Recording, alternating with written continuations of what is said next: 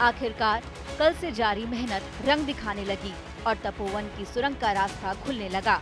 उसी सुरंग के अंदर से ये पहली तस्वीर है जब मलबा हटाते हुए बचाव टीम करीब 150 मीटर अंदर तक पहुंच गई थी। कल देवदूतों ने 12 लोगों को साक्षात मौत के मुंह से निकाला। चमोली में आई तबाही में पावर प्लांट के ज्यादातर कर्मचारी सुरंग में फंस गए। एक सुरंग पर तो कल ही फतेह हो गई।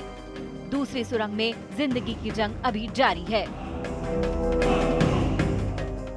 ज्यादा मुश्किल दूसरी सुरंग को लेकर ही है, क्योंकि ये लंबी है, घुमावदार है और मलबे से पटी पड़ी है। रात के अंधेरे में भी इसे खोलने की कोशिशें होती रही, लेकिन सुबह की पहली किरण के साथ कोशिशों ने पूरी रफ्तार पकड़ ली। सुबह 11 बजे तक करीब 200 मीटर सुरंग खोदी जा चुकी थी।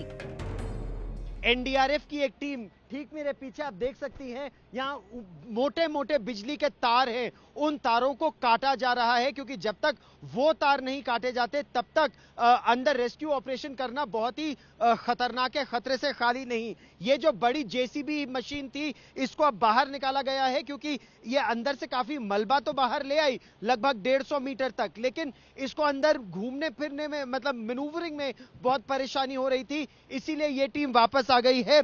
अब एक छोटी जेसीबी मशीन अंदर भेजी जा रही है, साथ ही साथ जेसीबी मशीन मलबा तो बाहर ले आएगी, लेकिन वहां पर जितना कच्चा मलबा है उस पर चलना खतरे से खाली नहीं, इसीलिए इस तरह के प्लैंक्स लेकर आए हैं। ये इस पर सिपाही अंदर चल चल के अंदर जाने का प्रयास करेंगे। दोनों प्रोजेक्ट से कुल 153 लोग लापता हैं। पहले प्रोजेक्ट रैणी से 32 लोग लापता, दूसरे प्रोजेक्ट तपोवन से 121 लोग लापता। छोटी सुरंग से कल 12 लोगों को रेस्क्यू किया गया। अब तक 15 लोगों को निकाला जा चुका है। अलग अलग जगहों से 15 शव बरामद हो चुके हैं। तपोवन सुरंग में 30 लोगों के फंसे होने की आशंका है। करीब 2.5 किलोमीटर लंबी है तपोवन सुरंग। माना जा रहा है कि फंसे हुए लोग सुरंग के दूसरे छोर पर हैं। बचाव टीम मैप के जरिए उनके पास पहुंचने की कोशिश कर रही है। 80 मीटर अभी लंबा है, डिपेंड करता है कि कैसे आगे आगे वो मिलता है। बचाव के काम में लगे जवानों की कोशिशें तब आहत हो जाती हैं जब जिंदगी की तलाश करते करते उनके हाथ किसी शव को टटोलने लगते हैं। आज सुबह भी रतूड़ा के करीब दलदल से एक शव बरामद हुआ, लेकिन हर धक्के के बावजूद जवान दोगुनी ताकत से जिंदगियां ढूंढने में लगे रहे। उत्तराखंड सरकार के साथ अर्धसैनिक बल, एनडीआरएफ समेत कई एजेंसियां इसी मिशन में जुटी हैं। तपोवन गांव के पास ये तपोवन विष्णुगाड जो परियोजना है उसका काम चल रहा था। इसमें बड़ी संख्या में श्रमिक काम कर रहे थे, क्योंकि ये निर्माणाधीन था। अभी तक जो पूरा आंकड़ा आया है 203 के आसपास मिसिंग की खबर आई है।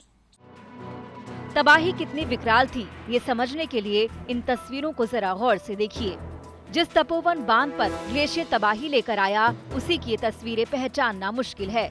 पहली तस्वीर ग्लेशियर विस्फोट का असर होने से पहले की है, दूसरी तस्वीर बांध पर पानी आने के वक्त की, और तीसरी तस्वीर तब की है जब पानी गुजर गया और बांध मलबे से ढक गया। तस्वीर में जमीन आसमान का फर्क है।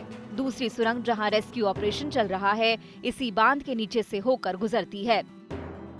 आप गौर से देखें कि पानी जिस समय आया उसने दोनों तरफ तबाही मचाई, और जो ये कभी डैम हुआ करता था उसको पूरी तरीके से उसने तबाह और बर्बाद कर दिया। हम ठीक टनल के ऊपर इस समय खड़े हुए हैं, और ये गौर करने वाली बात है कि टनल की लंबाई जिस हिसाब से है उसमें पूरी रात वो लोग वहां फंसे रहे, और अभी हालात उनके क्या होंगे ये बताना बेहद मुश्किल है।